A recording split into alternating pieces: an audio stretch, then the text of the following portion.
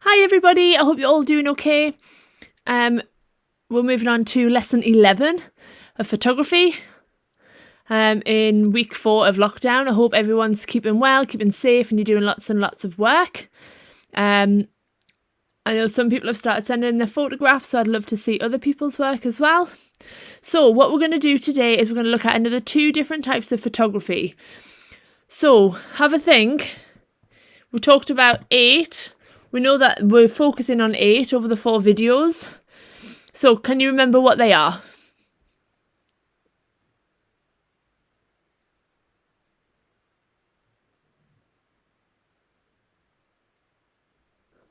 Okay, so we've got portrait, sport, wedding, journalism, documentary, fashion, fine art, and wildlife. So we are today going to look at wedding photography, and then we're going to look at portrait photography. So wedding photography is probably photography that we're quite familiar with. Wedding photography focuses on showing the most important moments of the wedding day. So it's not always just the wedding day. Some couples like to have photos taken before, and that's so that the photographer and the couple can get to know each other. They can understand what their personalities are like, what their style's like, and they can get the most from their wedding day photos. So being a wedding day photographer can be quite physically demanding. And why is that? It sounds like it'd be lovely. It's just like being a guest at a wedding. But obviously you have to carry all of your equipment around. You have to make sure that you're in all of those important moments of the day. And as you become more aware of what weddings are like, you will know that there'll be times when there's always going to be an amazing photo to take. So for example, in the bottom here, you can see the bride and the groom have just left the church after they've gotten married. They're so excited. They are throwing their hands up in the air. We can't believe what we've done. We've just gotten married. So the photographer has to make sure that they're in all these places, because if the photographer wasn't there at that moment, that beautiful moment would have been lost. So being a wedding photographer means that you must be very creative. So when we look at the next slide, where we look at one particular wedding photographer, you'll see that she hasn't just taken your standard photos of the couple standing together. She's really thought about how to bring out the best of the couples, of the people involved, and also to tell a story about the couple. And clients, so the bride and groom, often choose a photographer for their style.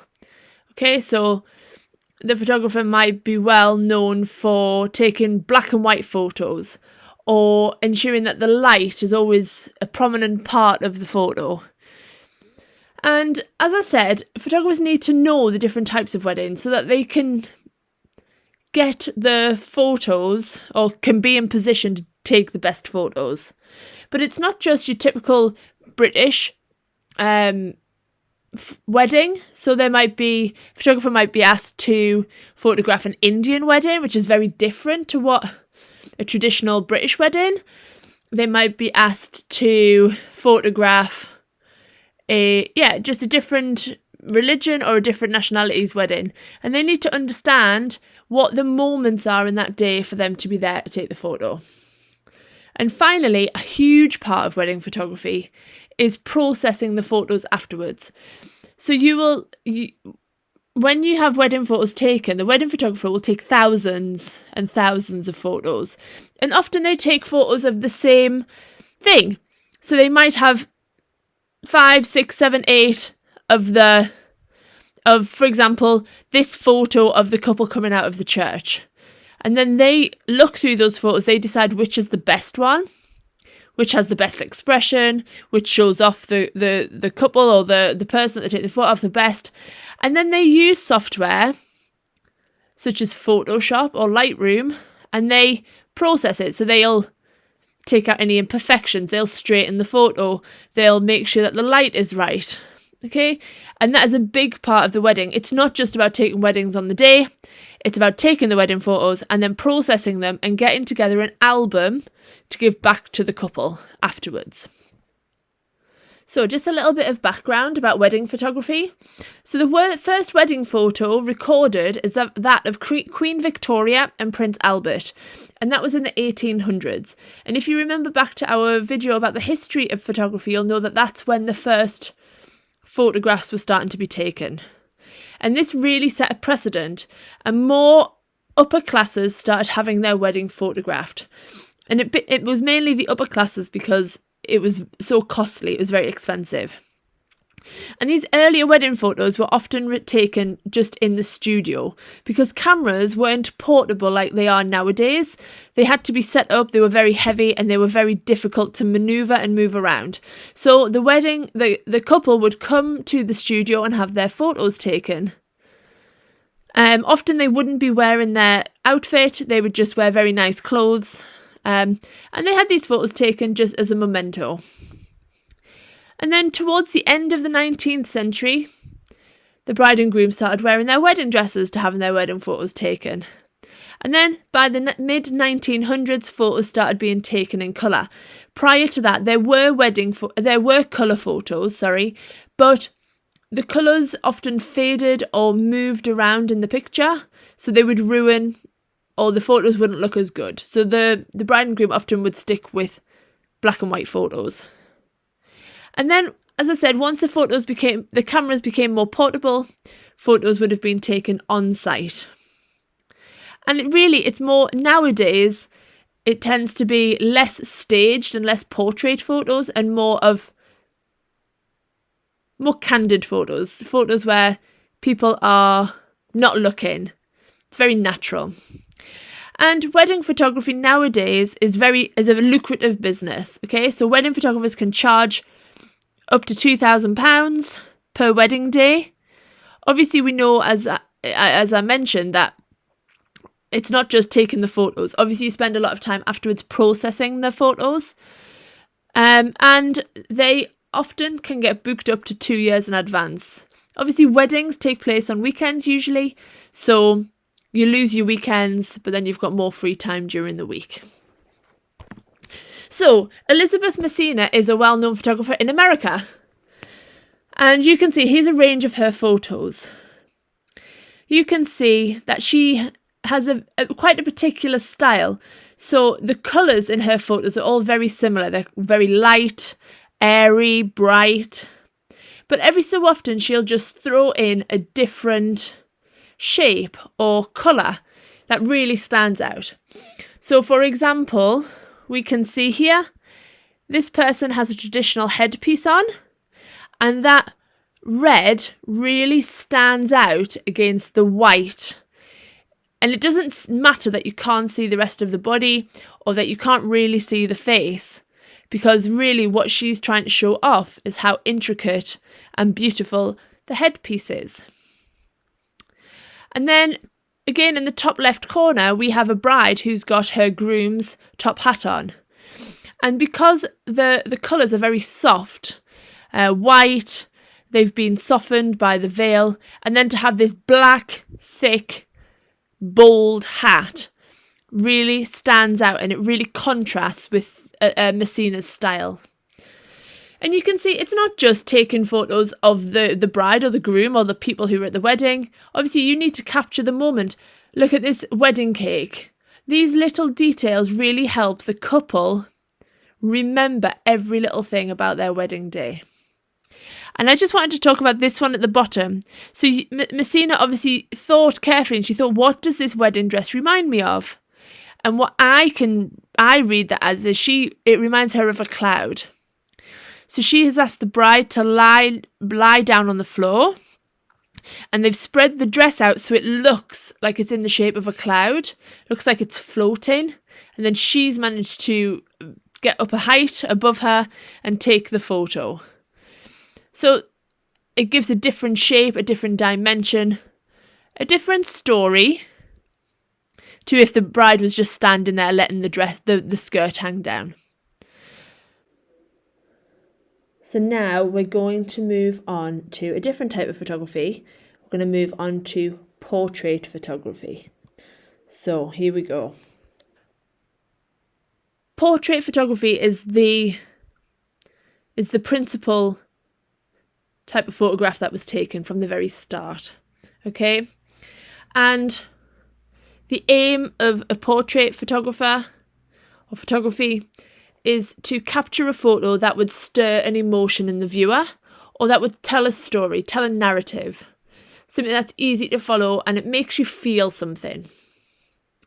The photographer needs to make sure that the subject feels comfortable, because this is the only way that the photographer is going to be able to connect quickly with the subject, the person they're taking the photo of, and be able to get the most out of them. If one or both parties don't feel comfortable, they're both going to have a brick wall up and they're not going to let the other person in. And then the photos are going to be wooden and not very emotive. They're not going to stir emotion. So the photographer needs to quickly understand their subject and how they are going to react in certain situations. And often photographers and their subject, the person they take the photo of, will meet a few times, okay, to really get to know each other and get the best photos possible. Obviously, if the photographer is very expensive and charges a lot of time for their work, that might not be possible. But yeah, that is something that could happen. So portrait photographers must think carefully about the lighting, the backgrounds and the props. Do they want to use a specific background to tell a story about the person? For example, these brothers, I presume, are sitting on a log, and it feels like they're in a forest, and the colours are all very soft and muted, and they match well. Okay. So the photographer also needs to decide, do they want to shoot in black and white or do they want to shoot in colour? Black and white helps with taking out any imperfections in the photo. And it makes, as I talked about before, it makes the photo look more dramatic. Okay? And finally, the subject could be a single person or it could be a group of people. So as we know, humans have been portrayed for thousands of years. Okay? They might have been carved into stone. They could be statues. They could have been painted. And then most recently, they've been portrayed in photographs. Okay? So initially, when photographs were started to be taken, people would pose for very pragmatic reasons, okay? So they would just be have their photograph taken because they needed the documentation, okay? Whereas nowadays, there's a whole range of reasons why a photographer might take a photo of someone. It might be because they want to show something about that person or that group of people. Or it might be because they have a really creative idea. It might be to help understand somebody. Finally, it might just because they want to have fun. So I'm going to be showing you some photographs by the photographer Bryan Adams. You might know Bryan Adams as the singer of Summer of '69. He was, first of all, a musician, and then he became interested in taking photographs, and he has become a very famous photographer now. He's taken photos of Queen Elizabeth, and he's taken photos of celebrities such as Kate Moss, Lindsay Lohan, as well as people who live normal lives. So you can see in these photos that he has employed, for most of them, the rule of thirds. Okay, you can see in the bottom right-hand corner, he has positioned the bed at the bottom, in the bottom third, and the model's body on the right-hand third. And it just makes that image look more appealing to our eyes. Again, with Lindsay Lohan in the top right corner, her red lipstick is in exactly the right spot where the 2/3 intersect, and our eyes are really drawn to it. And then you look at the other colours, which aren't as bright and attention grabbing. But really, I want to talk about this photo. Okay, so Bryan Adams in 2008 was asked to photograph Army war veterans, and these veterans were people who'd gone to war and had been injured. They were all British Army veterans, and his aim of photographing these veterans was to ensure that no one forgot their bravery and what they went through. And it was a way of honouring them. So Bryan Adams' family had always, his grandfathers and his dad, all served in the British Army. And he didn't. And he felt like it was his duty to honour the army, the veterans. So this soldier had been severely burned during a bombing in Iraq, and he was so badly burned that he had to learn to walk again. And you can see up his arms, on his hands, across his stomach, you can see the scarring from the burns, okay? And the most striking part of this photo is the tattoo across his stomach that says unscarred. And the reason that the soldier used that word in particular was because he wanted to remind himself of his determination. It doesn't matter that he's got the scars, he was still determined to walk again. And he can, and he lives a normal life. So, Bryan Adams is a really interesting photographer, so if you get a chance to, you should go and look online at his photos. You're going to see a whole range of celebrities and people like the war veterans. Okay, so what do I want you to do? So I want you to decide what you're most interested in. Are you interested in the wedding photography or portrait photography? And choose one of them and have a look online, and every photo that you like, that you think striking, that matches your kind of style, what really captures your eyes, captures your imagination, take a screenshot of it, save it, and put it together on a mood board, okay? See if you are drawn to a particular style. Is it a particular set of colours? Do you like the photos that are in black and white? Do you like the photos where you can see lots of sky and nature, and or do you just like the portraits where people are sitting still and you only see their heads and shoulders? So once you've had a go at doing that, save it and send it over to me, because I'd love to see what you are enjoying about wedding and portrait photography. Okay, I hope to hear from you all soon, and take care. Bye.